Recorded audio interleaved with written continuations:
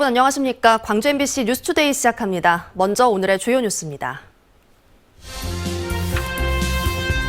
광주 지산나들목의 사고 위험성이 일반 진출로보다 최대 14배 높은 것으로 예측됐습니다.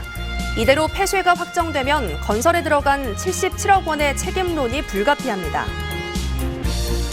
광주시가 추진 중인 공공기관 통폐합을 두고 집행부와 시의회가 갈등하고 있습니다. 시의회가 일방통행을 규탄한다는 성명을 내자 광주시는 공공기관 혁신을 위해 그랬다며 반박문을 내는 등 어제 하루 종일 시끄러웠습니다. 김재원 국민의힘 최고위원이 5.18 정신의 헌법 전문 수록에 반대한다고 발언한 것과 관련해 광주시와 광주시의회, 민주당 광주시당이 일제히 반발했습니다. 광주 비엔날레 개막이 25일 앞으로 다가온 가운데 반입된 전시작품의 포장을 푼다는 뜻의 해포식이 열리고 본격적인 작품 설치에 들어갔습니다. 미국 관타나모 수용소는 수감자에 대한 인권 침해 논란이 끊임없이 제기되고 있는 곳인데요. 이곳의 인권 침해를 조사하는 일행이 광주를 방문했습니다. 국가폭력 희생자들을 정부가 어떻게 책임져야 하는지를 광주를 통해 배우겠다는 겁니다. 보도에 이다현 기자입니다.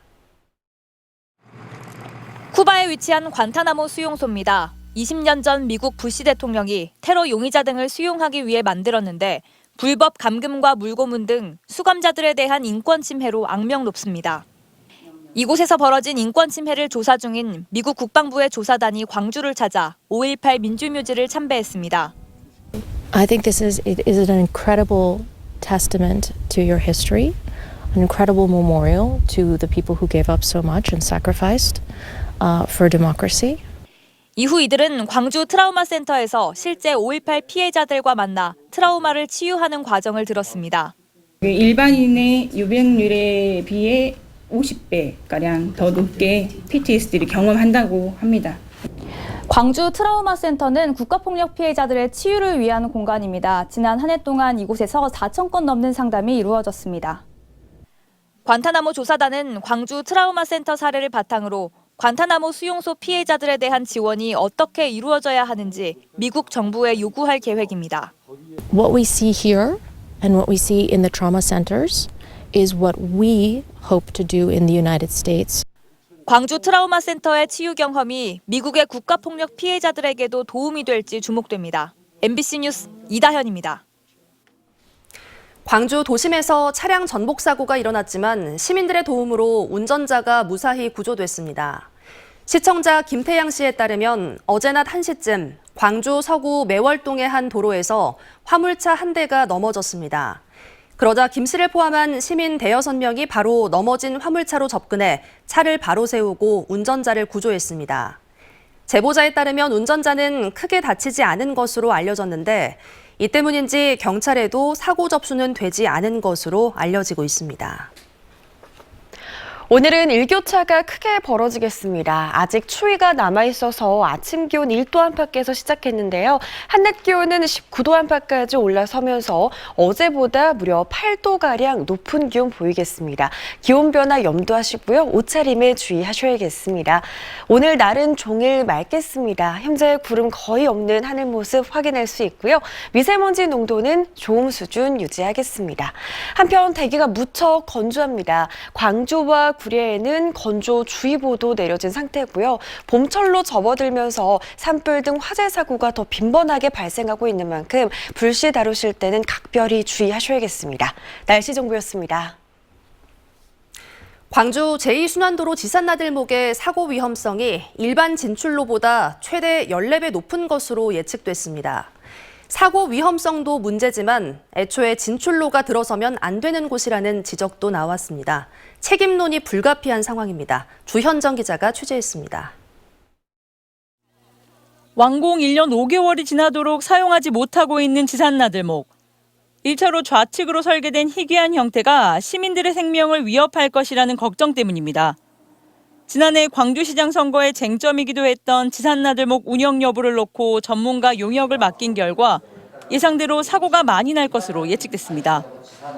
서울시립대 용역팀이 가상 주행 실험을 한 결과 우측으로 빠지는 보통의 나들목에서는 운전자가 빠져나오지 못할 비율이 5%였는데 1차선에서 좌측으로 빠지는 지산나들목에서는 이 비율이 40%에 달했습니다. 사고 예측 건수도 최대 14배 이상 날 것으로 분석됐습니다.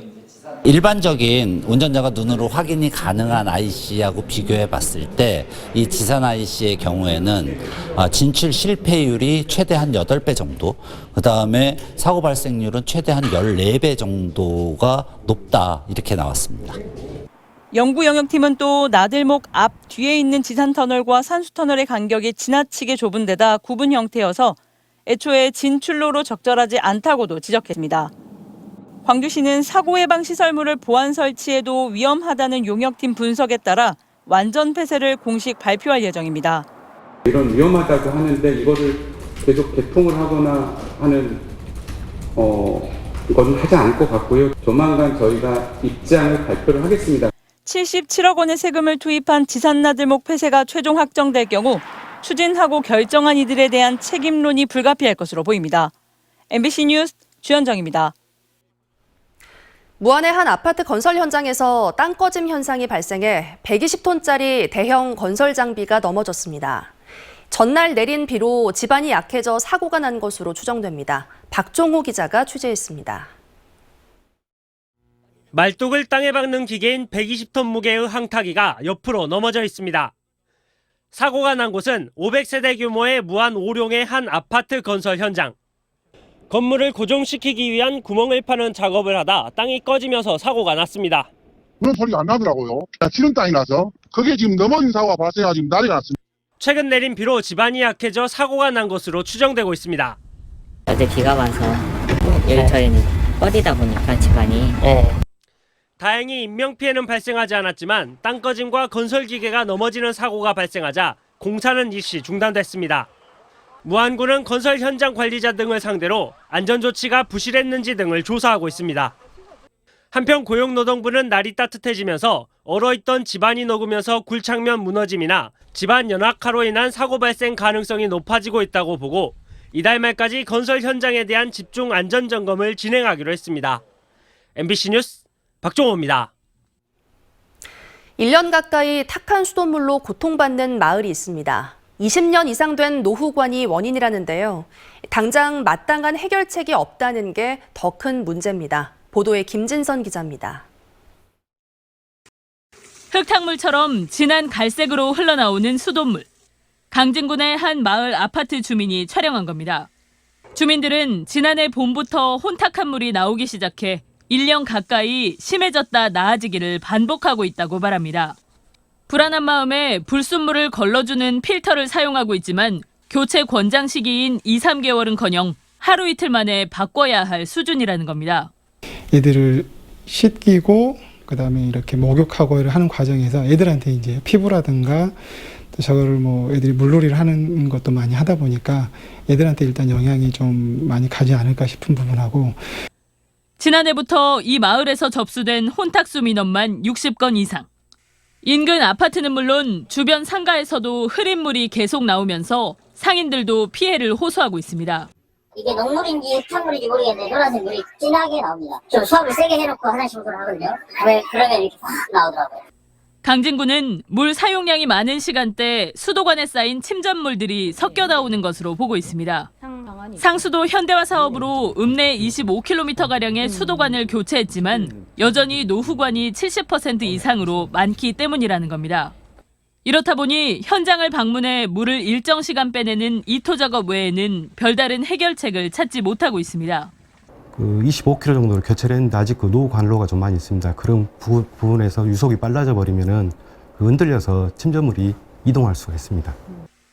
피해 주민들에게 수도 요금을 일부 했다고 했지만 민원을 제기한 주민들에게만 해당되는 상황. 정밀 여과장치 설치 등 시설 개선안이 추진되는 가운데 강진구는 흐린 물의 수질 검사 결과가 나오는 대로 추가 대책을 마련하겠다고 밝혔습니다. MBC 뉴스 김진선입니다. 광주시가 추진 중인 공공기관 통폐합을 두고 집행부와 의회가 갈등하고 있습니다. 광주시의회는 최근 공공기관 조직 개편에 따른 조례안 9건을 광주시가 입법 예고한 것을 두고 일방적인 추진이라며 어제 예정됐던 보고회를 취소한 데 이어 의회는 거수기가 아니고 개발 독재식 일방통행을 규탄한다는 내용의 성명을 냈습니다. 이에 광주시는 입장문을 내고 공공기관 혁신을 위해서는 4월 임시회를 통과해야 해서 그랬다며 해명했습니다. 김광동 진실화해 위원장이 또다시 북한이 5.18에 개입했을 가능성이 있다고 말해 지역사회에 큰 반발이 예상됩니다. 김 위원장은 어제 국회 행정안전위원회에서 민주당 이영석 의원이 북한이 광주 민주화운동에 개입했을 가능성이 있다고 말한 적이 있냐라고 묻자 그렇다고 답한 뒤 북한군이라는 표현을 쓴 적은 없고 북한이 개입했을 가능성까지 배제할 수는 없다고 말했습니다. 지난해 12월 취임한 김광동 위원장은 과거 제주 4.3과 5.18을 폄훼하거나 왜곡하는 역사인식을 드러내 임명 직후부터 논란이 일었고 이번 발언으로 지역사회에 큰 반발이 예상됩니다. 김재원 국민의힘 최고위원이 윤석열 대통령의 대선 공약인 5.18 정신의 헌법 전문 수록에 대해 반대한다고 밝혀 논란입니다. 김재원 최고위원은 지난 12일 사랑제일교회 전광훈 목사로부터 5.18 정신을 헌법에 넣는 것에 대해 어떻게 생각하느냐는 질문에 불가능하다고 생각하고 반대한다고 답했습니다. 이에 대해 광주시와 광주시의회, 민주당 광주시당은 각각 성명을 내고 5.18 정신을 훼손하고 지역 감정과 정치 혐오를 조장한 김재원 최고위원은 사퇴하라고 요구했습니다. 광주 동구가 지산유원지에서 정식 허가를 받지 않고 놀이기구를 운영해온 업체를 형사고발했습니다. 광주 동구는 지난해 6월 지산유원지에서 놀이기구를 설치한 한 업체가 안내소와 매표소 설치 문제로 유원시설업 허가를 정식으로 받지 않았는데 이용객들을 놀이기구에 최소 12차례 이상 태운 사실을 적발했다고 밝혔습니다. 구청은 안전성 검사를 거쳤어도 불법으로 놀이기구를 운영한 것으로 보고 해당 업체를 관광진흥법 위반 혐의로 경찰에 고발할 방침입니다. 광주 관광협회 관계자가 민간위탁 사업비를 목적에 맞지 않게 사용한 사실이 적발돼 검찰로 송치됐습니다. 광주경찰청 반부패 경제범죄수사대는 협회 위탁 사업을 추진하면서 위탁 사업 예산 5억 원을 원래 사업 목적과 다른 협회 운영비 등으로 사용한 혐의로 광주관광협회 소속 직원 등 2명을 기소 의견으로 검찰에 송치했습니다. 앞서 광주시는 관광협회가 관광안내소 운영 사업비 등 9개 위탁 사업을 운영하는 과정에서 예산을 유용 횡령한 것이 드러났다며 경찰에 수사 의뢰한 바 있습니다.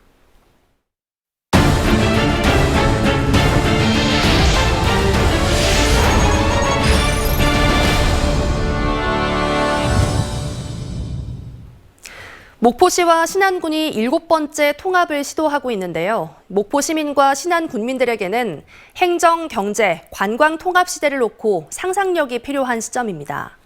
많은 인구와 넓은 땅은 자치단체 미래 경쟁력의 필수적인 조건입니다. 양현승 기자가 취재했습니다. 3대양 6대 도시의 추억만 남은 목포는 더 이상 전남의 제1의 도시를 주장할 수 없는 처지입니다. 목포 인구 21만여 명, 여수와 순천은 각각 27만여 명입니다. 고작 51.7제곱킬로미터의 목포는 땅도 좁아 순천시의 5%, 여수시의 10% 면적에 불과합니다. 1995년 순천시는 승주군과의 통합으로 1998년 여수시는 여천군과 한몸이 되며 덩치를 키웠습니다. 서울 수도권과 비수도권의 격차, 영호남의 격차, 더 나아가 전남도 동부권과 서부권의 격차를 실감하고 있습니다. 신안군은 2019년 4만 명이 무너진 뒤 소멸 위기에 처해 있습니다. 통합을 이루어 발전되고 있는 다른 지역을 볼 때 스스로 부끄러운 마음을 아니 느낄 수 없다. 목포시와 신안군, 신안군과 목포시의 통합이 이루어지면 당장 인구 25만 명 도시가 건설됩니다. 토지 면적만 700제곱킬로미터로 전남 5번째 지역이 되고 해상 면적까지 합하면 전남에서 가장 넓어지며 도시 잠재력이 커지게 됩니다. 후배들에게 선물을 해야 된다 생각을 합니다. 그래서 지역 경제가 살아나고 관광 경제가 살아나고 관광 상품이 같이 개발되고 목포시장과 신안군수, 단체장의 확고한 의지가 읽히는 만큼 시민사회의 호응만 뒷받침되면 이번만큼은 통합에 이를 수 있을 것이란 기대감이 커지고 있습니다. MBC 뉴스 양혜승입니다. 경전선 순천도심 통과 구간이 순천시 요구안 가운데 하나로 변경됩니다. 국토교통부가 오늘 이 같은 방향의 기본 계획을 고시할 예정입니다. 최우식 기자의 보도입니다. 지난주 국토교통부는 광주 송정에서 순천 철도 건설 사업 기본 계획 고시 내용을 순천에서 가장 먼저 발표했습니다. 2030년 하반기 완공 목표로 1조 9,800여억 원이 투입될 예정입니다. 당장 올 하반기부터 기본 및 실시 설계가 시작되고 여기서 구체적인 노선이 확정되면 2025년 하반기에 공사가 시작됩니다. 벌교역에서 순천역까지의 그 사이를 어떻게 할지는 설계 과정에서 검토하겠다는 겁니다. 예, 그래서 많은 분들이 오해하고 계신 게 기본 계획에 노선도가 정교하게 들어가서 그대로 확정되는지 그걸 좀 의아해하시는데. 순천시는 현재 우회안과 일부 지하와 성산역 직결과 접속안 등 4가지 방안에 대한 검토를 요구했고 국토부는 이 가운데 하나를 택하겠다는 입장입니다. 예산 진행 문제도 이미 기재부와 협의가 시작됐는데 이는 정치적인 판단이 될 것으로 예상됩니다. 최종적으로는 대통령께서 아마도 이 정책에 대한 승인을 하셔야 될 겁니다. 왜? 이미 지난 정부에서 확정이 거의 되어 있는 사안입니다. 순천시는 곧바로 후속 대책 마련에 고심하고 있습니다. 우선 설계 과정에서 최상의 요구안이 반영될 수 있도록 노력하고 노선이 확정되면 신설역이나 기존역 등 역세권 개발 계획도 세워야 합니다. 또 폐선 부지가 생긴다면 취득 방안과 활용 방안도 강구해야 합니다. 또 순천시가 장기적으로 봤을 때 무엇을 해야 되냐, 저희들은 나름대로는 이제 검토를 하고 있습니다.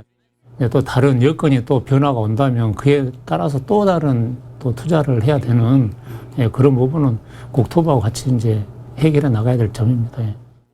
경전선 도심 구간 우회가 다음 달 개막하는 순천만 국제정원 박람회와 함께 장기적으로는 순천시 도시계획의 가장 큰 변수가 될 전망입니다. MBC 뉴스 최우식입니다.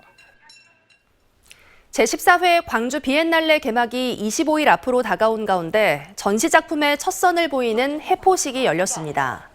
반입된 작품의 포장을 푼다는 뜻의 해포식에서 공개된 작품은 호주 여성 작가인 베티 머플러의 나라를 치유하다라는 회화 작품으로 비엔날레 재단은 이 작품을 시작으로 본격적인 작품 설치에 들어간다고 밝혔습니다. 올해 광주 비엔날레는 다음 달 9일 개막해 석 달여 동안 비엔날레관과 국립광주박물관, 호랑가시나무 아트폴리곤 등에서 펼쳐집니다. 전라남도가 농촌체험 휴양마을을 활용해 100만 관광객 유치에 나섭니다. 전라남도는 한옥과 고택 등 숙박시설 개보수를 지원하고 명상과 꽃차 만들기 등 치유관광 상품 개발과 농어촌 민박 400곳에 소화기 등 소방안전시설 설치를 지원하기로 했습니다. 한편 지난해 전남 171개 농촌체험 휴양마을에 87만 9천 명의 관광객이 방문했습니다. 다음 달 여수항에 코로나19 이후 첫 국제 크루즈선이 입항합니다. 여수시는 코로나19로 전면 금지됐던 크루즈선 입항이 지난해 10월 재개된 가운데 다음 달 여수항에 2만 8천여 톤 규모의 크루즈선 실버 위스포호가 승객과 승무원 670여 명을 태우고 입항하는 등 올해 여수항에 국제 크루즈선이 3회 입항할 계획이라고 밝혔습니다. 시는 승객과 선원 등 모두 1,700여 명이 여수와 순천 등 지역의 주요 관광지를 방문해 지역 경제 활성화에 도움이 될 것으로 기대하고 있습니다. 전라남도가 해상풍력 배후단지인 화원산단 개발에 나섰습니다. 전라남도는 화원산단 개발 실시계획 변경 용역을 통해 오는 2025년 말까지 205만 제곱미터 부지 조성을 마무리하고 이 가운데 113만 제곱미터를 해상풍력 연관 기업에 분양할 계획입니다. 전라남도는 화원산단 공유수면 매립 등 주요 인허가가 완료됐고 일부 국공유지를 제외한 토지 보상도 86%까지 이루어져 해상풍력 배후단지 조성에 어려움이 없다고 밝혔습니다. 전남 농산어촌 등 취약 지역에 찾아가는 이동 도서관 책책빵빵이 진도 초등학교를 시작으로 올해 일정을 시작했습니다. 전남 도립도서관이 운영하는 이동 도서관은 방문지의 특성을 고려한 맞춤형 목록을 제공해 1인당 최대 10권을 대출해주는 서비스로 올해 상반기에는 군 지역 초등학교와 지역 아동센터 등 36곳을 찾아갈 예정입니다. 오늘은 일교차가 매우 크게 벌어지겠습니다. 옷차림에 유의하셔야겠습니다.